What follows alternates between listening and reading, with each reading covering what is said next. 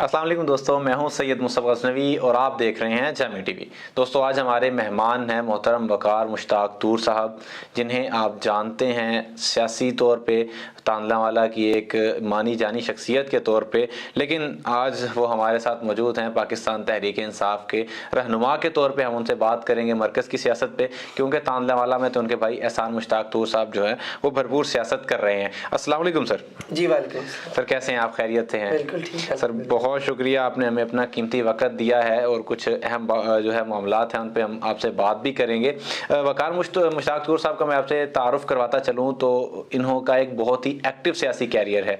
ये youth wing में मुख्तलिफ ज़िम्मेदारियों पर रहे हैं, जो तहरीक इंसाफ की यूथ विंग है उसके स्पोक्स पर्सन रहे, वस्ती पंजाब के सदर रहे, और फिर उसके बाद जो है पाकिस्तान तहरीक इंसाफ ने इन्हें बाकायदा वज़ीर आला का जो है स्पोक्स पर्सन बनाया, तर्जमान बनाया, और फिर इन्हें बाकायदा मेंबर जो है वो बनाया गया डायरेक्टर्स, बोर्ड ऑफ डायरेक्टर्स का लैंड रिकॉर्ड अथॉरिटी पंजाब का। इन्होंने बहुत ही एक्टिव जो है वो अभी तक जो है जिम्मेदारियां अदा की हैं, और मेरा नहीं ख्याल कि तांदलावाला में कोई तहरीक इंसाफ का कोई ऐसा और वर्कर है जिसके पास इतनी सारी जो है वो जिम्मेदारियां रही हों। वक़ार भाई, आपसे सबसे पहला जो मेरा सवाल है वो ये है कि पाकिस्तान तहरीक इंसाफ ने टिकट्स की तकसीम में इस दफ़ा हैरान कर दिया है।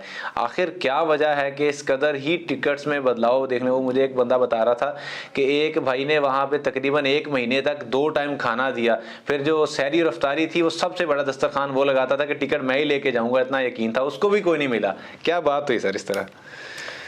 अच्छा, बिस्मिल्लाहिर्रहमानिर्रहीम। गुजारिश ये है कि हम ये टिकट्स जब भी फाइनलाइज होती हैं, ख़ास तौर पे तहरीक इंसाफ इस टाइम 2023 में मुल्क की आवाम में सबसे ज़्यादा मकबूल जमात है, और ज़ाहिर है सारे लोगों की ये कोशिश होती है कि हम एक मकबूल जमात के प्लेटफॉर्म से इलेक्शन लड़ें। तो मुझे याद है कि 2013 में मैं पार्टी की यूथ पॉलिसी हम लोग ड्राफ्ट कर रहे थे, तो उसमें भी हमने नौजवानों के लिए रिकमेंड किया था। पार्टी ने ऑनर भी किया इस बात को, और नौजवानों को टिकट्स दिए, क्योंकि खान साहब का शुरू से ये विज़न है कि पार्लियामेंट के अंदर जब तक बेहतर और मुखलिस लोग नहीं आएंगे तो इस मुल्क में रवायती सियासी निज़ाम को तब्दील नहीं किया जा सकता। बहुत से हमारे दोस्त जो तहरीक इंसाफ के साथ मुंसलिक हैं और बहुत ज़्यादा जद्दोजहद की है, सारे दोस्तों ने, मैं मतलब सिर्फ तांदलावाला नहीं, पूरे पंजाब में बहुत से लोगों को, बहुत से सारे कलीग्स हैं, भाई हैं मेरे, बहुत से लोगों ने कोशिश की, काविशें की। कोई बहुत पुराना है, कोई नया आने के बाद, ख़ास तौर पर ये जो पिछला 1 साल का सफ़र ये बहुत कठिन था। तहरीक इंसाफ को रजीम चेंज के बाद सड़कों पर आना पड़ा, फिर खान साहब पर अटैक हुआ, फिर उसके बाद 25 मई का वाक़या हुआ, उसके बाद पुलिस ने जिस तरह से, तो ये मैं समझता हूँ कि पाकिस्तान की सियासत में अपनी मिसाल आप है। तहरीक इंसाफ के कारकुनान, तहरीक इंसाफ के टिकट के एस्पायरेंट्स, और लोगों ने बहुत जो है तहरीक इंसाफ के साथ कुर्बानियाँ दी हैं। तो ज़ाहिर है जब पार्टी टिकट्स की अलॉटमेंट होती है, एक दफ़ा 125 हल्कों तक, तो खान साहब ने खुद इंटरव्यू किए, और ज़ाहिर है कप्तान का, चेयरमैन का डिसीजन है, उसमें उसकी उनकी दानिश है ये, और उन्होंने बेहतर सोच समझ कर फैसले किए हैं। और तहरीक इंसाफ में ये ट्रेंड है जो कि बाकी पार्टियों से बेहतर है अब, और ये इस्टेब्लिश हो चुका है कि तहरीक इंसाफ का वोटर और कारकुन खान साहब के फैसले का एहतराम करता है। कैंडिडेट्स में फॉर द टाइम बिंग एक थोड़ा सा होती है मायूसी, लेकिन वक्त के साथ साथ चूँकि अब ये पॉइंट इस्टेब्लिश हो गया है कि खान साहब की जो इस्तकामत है, जो तहरीक इंसाफ के लिए उन्होंने अब तक पॉलिसी बनाई है, तो वही तय करते हैं कि तहरीक इंसाफ अब किस सिमत में जाएगी। ठीक है, यकीनन आपने जो बात बताई है उससे तो यही बात समझ आती है कि जो इमरान खान साहब हैं उन्होंने अपनी भरपूर जो है वो सियासी फ़हम का मुज़ाहरा करते हुए टिकट्स की तकसीम की है, और यकीनन हुआ भी ऐसा होगा, क्योंकि इस वक्त पाकिस्तान तहरीक इंसाफ जीतने के लिए मैदान में उतरी है, और उन्होंने पंजाब और KP के गवर्नमेंट्स इसी ही वजह से छोड़ी हैं कि वो दोबारा जो है वो अकेले गवर्नमेंट बनाना चाहते हैं, और एक अक्सरियत के साथ। सर, आप सियासत में 2013 के अंदर तांदलावाला से इलेक्शन लड़ चुके हैं, अभी जो है 2023 है, पूरे 10 साल का अर्सा है, और 10 साल के बाद जो है वो एहसान मुश्ताक तूर साहब को जो है वो टिकट दी गई है पाकिस्तान तहरीक इंसाफ की जानिब से। इस दौरान यकीनन आपने और एहसान भाई ने जो है वो जिम्मेदारियां अदा की हैं पाकिस्तान तहरीक इंसाफ की। अब आप आगे क्या देखते हैं अपने सियासी कैरियर को, कि आप पाकिस्तान तहरीक इंसाफ के साथ किस हैसियत से मुंसलिक रहेंगे? जी गुजारिश ये है कि मैंने 2013 में इलेक्शन लड़ा, और मुझे याद है उससे भी 6-7 साल पहले तांदलियावाला में तंजीम तो थी लेकिन इतनी एक्टिव नहीं थी। फिर मैं स्टूडेंट था, यहाँ पर आया, दोस्तों को एक्टिव किया। अंकल अताउल्लाह न्याजी तब प्रेसिडेंट होते थे, फिर हमने मिलकर दोबारा से एक शुरुआत की और बड़ा इसमें जो है हमने जद्दोजहद की, 2013 का इलेक्शन लड़ा। इस दौरान देखिए मैं आपको अपनी गुजारिश बता सकता हूँ कि मैं BS कंप्यूटर साइंसेज हूँ, फिर मैंने लॉ किया। मैंने बैलेंस रखने की कोशिश की पॉलिटिक्स में और अपने करियर में, लेकिन जाहिर है आपको एक चीज़ चूज़ करनी पड़ती है, अपना करियर या ग्राउंड पे पॉलिटिक्स। तो मैंने 2015 तक बलदियाती इलेक्शन भरपूर लड़ा और उसमें मैं तहसील का इंचार्ज था। हमने टिकट्स बांटे, कुछ सीटें हम, बल्कि अच्छी खासी सीटें हम जीत भी गए। एक सीट पर जहाँ पे एहतियाम मेरे कज़न इलेक्शन लड़ रहे थे, वहाँ पे नून लीग ने रिज़ल्ट चेंज करने की कोशिश की। वो एक लंबी स्ट्रगल थी। हम इलेक्शन कमीशन तक गए, मैंने वो अदालतों में केसेस फेस किए। फिर तांदलियावाला शहर में बल्दियात के इलेक्शंस में बड़ा भरपूर किरदार अदा किया। और उसके बाद सच्ची बात यह है कि मैंने एट टाइम्स ग्राउंड पे पॉलिटिक्स को फिर अपने करियर पे फोकस भी किया। और इस दौरान एहसान साहब मेरे से ज़्यादा डेडिकेटेड, मेरे से ज़्यादा वो जो है जुनूनी है PTI के लिए। तो ये सफ़र इंशाल्लाह इसी तरह रहेगा। जहाँ तक मेरी बात है, मैं तो PTI के बुनियादी कारकुन के तौर पर मुंसलिक रहूँगा और पार्टी ने हुकूमत में इंशाल्लाह आती है, कोई भी जिम्मेदारी देती है। अभी पिछले दिनों 2021 का बलदियाती ऑर्डिनेंस और 2022 का बलदियाती एक्ट, उस टीम में मैं शामिल था उसको ड्राफ्ट करने के लिए। बलदियात का जो भी आगे सेटअप आना था वो अनफॉर्चुनेटली नहीं हो सका सियासी हालात की वजह से। तो पार्टी जो भी मुझे खिदमत का मौका देगी, अभी जेल बरो तहरीक में और इसके बाद जो हमारे कारकुनान पकड़ेगा जमान पार्क के बाहर से 780 उन पर FIRs हुई, तो कोई 450 से 500 लोग थे। मैं उस कमेटी का मेंबर था। हमने उनकी ज़मानतें करवाई। कुछ लोग 3 MPO के तहत अंदर थे, उनको हम ऑर्डर्स को सेट असाइड कराया।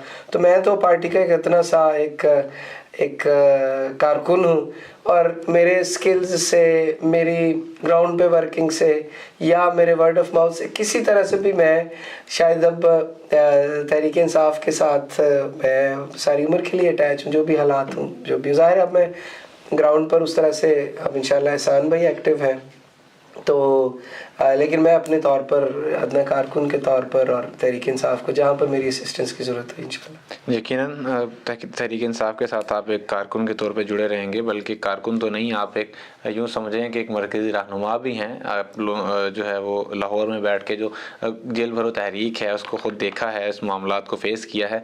देखिए सारे मामले को अगर हम मद्देनज़र रखें तो पंजाब की तमाम असम्बली को तहलील इसलिए किया गया, KPK की असम्बली को तहलील इसलिए किया गया कि अब दोबारा जो है वो हम एक ठोस गवर्नमेंट बनाएंगे जो ऐसे हिलाने से हिलेगी नहीं।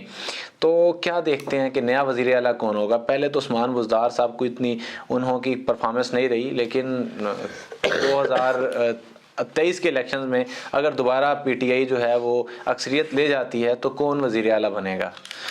जी गुजारिश ये है कि मैं थोड़ा सा अर्ज़ करता चलूँ, क्योंकि मैंने उस्मान बुज़दार साहब की मीडिया टीम के साथ एज ए तर्जुमान काम किया। असल में ना गुजारिश ये है कि हमारे यहाँ एक शख्स के बारे में प्रोपेगेंडा जो है ना, उस्मान बुज़दार ने पंजाब में गवर्नेंस की, लेकिन वो अपने कामों को प्रोजेक्ट नहीं कर सके उस तरह से। ये एक मानने वाली बात है, क्योंकि वो खुद एक मीडिया फेस नहीं थे। वो मीडिया के ऊपर अपने आप को प्रोजेक्ट नहीं कर सके।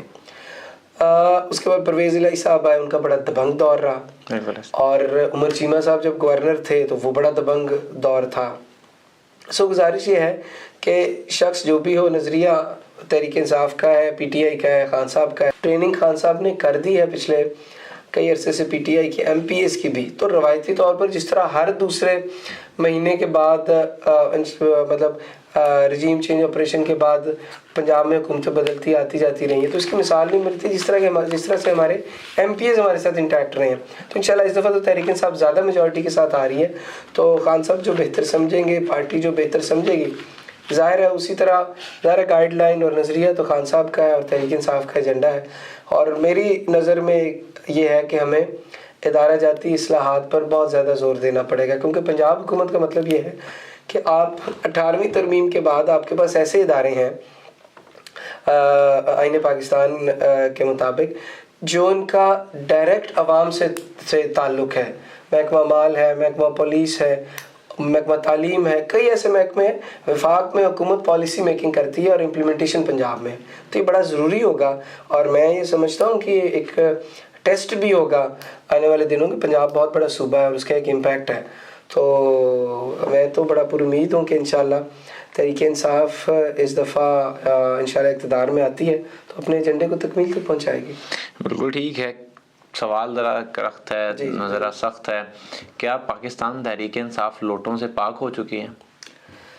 नहीं, ये सख्त लफ्ज़ है। मैं इसको देखें हो सकता है अगले आने वाले दिनों, लेकिन जो ट्रेंड सेट किया है ना पीटीआई ने, वो ये है कि हम जो शख्स अपनी ज़िम्मेदारी बदलता है, अपनी वफादारी बदलता है, उसको पीटीआई में एक अच्छी नज़र से नहीं देखा जाता। और एक शऊर डेवलप किया आवाम के अंदर भी।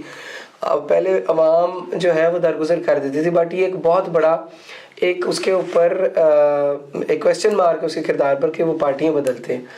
तो मेरा ख्याल है कि तहरीक इंसाफ ने इस फैक्टर को बहुत मिनिमम कर दिया, और साथ ही ऑनरेबल सुप्रीम कोर्ट ने जब आर्टिकल 63A की तशरीह की कि जब कोई शख्स अपनी पार्टी पॉलिसी के ख़िलाफ़ वोट कास्ट करेगा लीडर ऑफ हाउस के इलेक्शन के दौरान या वोट ऑफ नो कॉन्फिडेंस के दौरान या किसी मनी बिल के दौरान अपना वोट का इस्तेमाल करेगा पार्टी पॉलिसी से हटकर, तो डिस्क्वालीफाई हो सकता है और उसका वोट काउंट नहीं होगा। जी हाँ, बिल्कुल आपकी बातें ठीक हैं। इस वक्त अगर पाकिस्तान को देखा जाए बतौर पाकिस्तानी शहरी, बतौर एक आम जो है इंसान, मैं देखता हूँ पाकिस्तान तारीख़ के मुश्किल तरीन दौर से गुज़र रहा है। हालात ख़राब से ख़राब तर होते जा रहे हैं। गरीब है तो गरीब से गरीब तर है, महंगाई है तो अपने उरूज पे पहुँच चुकी है।